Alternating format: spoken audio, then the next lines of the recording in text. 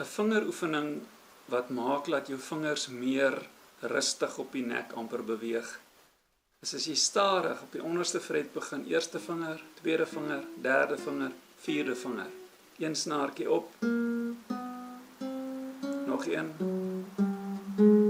Nog een. Nog een. Nog een. En terug.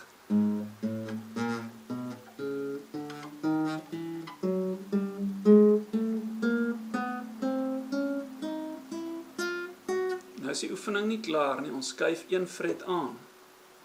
Met die pinkie gaan ons begin en ons gaan terug.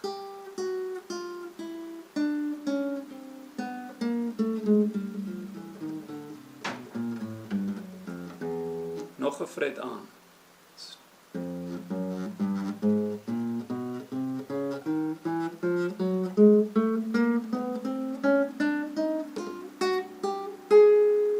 So kan jy aanspeel totdat jy nie meer frets oor het nie.